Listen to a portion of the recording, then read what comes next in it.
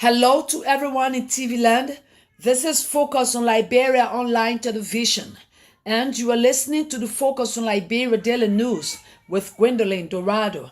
I bring you the headlines. Ghana demolition leaves over 6,000 Liberian refugees displaced. Asset recovery team in turmoil as corruption allegations surface. One member resigns, another calls for disclosure of financial transactions. Traditional leaders end protest against AML, removed roadblocks. Ex-President Salif calls for strong collaboration between Africa and diaspora communities. And Intergovernmental Task Force commits cleaning Monrovia. Those were the headlines. Now the news in details. Hundreds of Liberian refugees living in Ghana have been left destitute following the demolition of a section of refugee camp 28 miles outside of the country's capital, Accra, where Liberians who fled two brutal civil wars for 35 years. Although the UN ruled that the refugees were safe to return home in 2006, but many Liberians living in Ghana said they have no connections and relations with their home country and prefer to stay in Ghana. Speaking to Christian International, the president of the Liberian community leadership at the Butuburam refugee camp, Dennis Yoko Guion, said the UN recommendation for an option of refugee integration within the Ghanaian society in 2010 has not worked as planned due to what he termed as restrictions by the government. He noted they were given Liberian passports with resident permits, which restricted them from working and doing business, and also were promised that housing would be provided to be relocated from the camp, but they were kept there up to this time. Guion added that 6,186 registered individuals have been displaced as a result of demolition, which also included the destruction and looting of 65 churches. The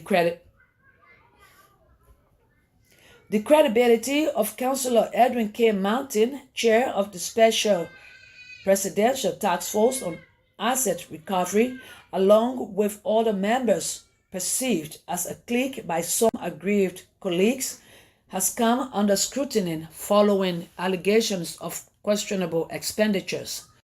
Gwangwil's resignation comes amidst mounting pressure from the public, questioning the effectiveness of the ongoing activities of the team, with many raising eyebrows on alleged funding being received by members of the team without any tangible work. He is reportedly angry about the allegation that the head of the team, Councillor Mountain, and Unity Party Chairman Luther Tape are merely concerned about requesting a huge budget for the team and grabbing said amount for their pockets without doing the job assigned to them. Following a day after Gongwe's resignation, a communication from Martin Colley, a member of the team, was leaked to Facebook, directly accusing the chairman of the asset recovery team of acts of corruption during the weekend. He raised the concern over an expenditure of 41.7% of the total budget approved for the task force's operation when they were yet to commence on a full scale. Colley expressed outrage over Chairman Martin allegedly single-handedly using US $3,200 of their entire US $750,000 budget to rent an office space without consulting the entire team, and that the rental was not carried out in conformity with the Public Procurement and Concession Commission Act. Colley is recommending that all previous decisions made by Councillor Mountain be revoked, and the decisions on operations and expenditures considered by all members of the task force. He threatened that failure to do so, the attention of the Liberian Anti-Corruption Commission will be called to investigate the task force's financial transactions. Traditional leaders in Niba County have agreed to remove all roadblocks they instituted against the operations of Asalameta, Liberia, in the county, paving the way for dialogue between the communities and the company. Activities of the company were halted for days in the county due to sustained protest from host communities backed by their traditional leaders. Society accused the company for not living up to the mineral development agreement signed with the government of Liberia and its social corporate responsibility to the communities. According to a release from the Ministry of Internal Affairs, the protest prompted an urgent visit of Internal Affairs Minister Francis Umalin, who led a delegation of the Inter-Ministerial Committee on Concession, whose intervention led to an end of the protest. The release stated the minister announced that Asalameta will begin road rehabilitation works immediately while they commence dialogue for other demands.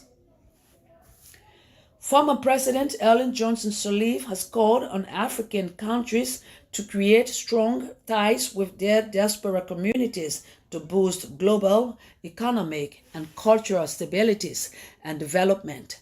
Former President Sirleaf made the call in Bridgetown, the capital of Barbados in the Caribbean, where she participated in the commemoration of the 159th anniversary of the voyage of former African slaves from Barbados to Liberia on April 6, 1865.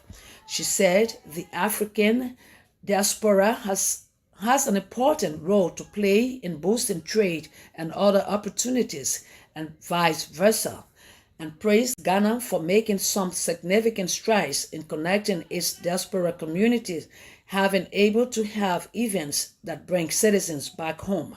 Last week at the Sankofa Moment commemorative plaque laying ceremony, dozens of other Liberians whose ancestors made the trip also made the pilgrimage this year as part of Liberia's ongoing quest to reconnect with a country that played a key role in its foundation.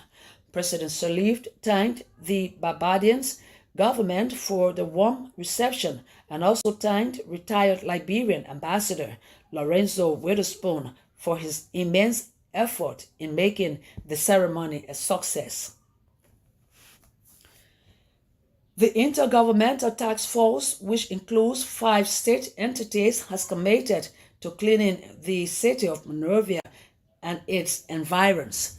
The task force signed a memorandum of understanding over the weekend, reaffirming its commitment to restore normality in both cities in the interest of the citizens. The MOU authorizes the cities of Monrovia and Painesville to begin talks on the feasibility of developing a mutual collaborative road map aimed at stimulating a mutual collaboration while unparalleled cooperation and promoting urban development. The Intergovernmental Agency City Cleaning Task Force has now a well-coordinated obligation to guarantee the removal of markets and market-shaped structures along major routes to foster orderliness, and it will also reduce pollution, ensure water sewage systems and drainages are renovated, and boost fumigation services in other cities. The task force will enforce city ordinances and other regulatory framework to support the maintenance of law and order. That does it for the Focus on Liberia Daily News. I do a recap of the headlines. Ghana demolition leaves over 6,000 Liberian refugees displaced. Asset recovery team in turmoil as corruption allegations surface. One member resigns. Another calls for disclosure of financial transactions. Traditional leaders and protests against AML removed roadblocks. Ex-President Sirleaf calls for strong collaboration between Africa and diaspora communities. and Intergovernmental Task Force commits cleaning Monrovia. On behalf of the management and staff of Focus on Liberia, many thanks to our listeners and viewers. We urge that you keep following us and share our videos. My name is Gwendolyn Dorado. I present it.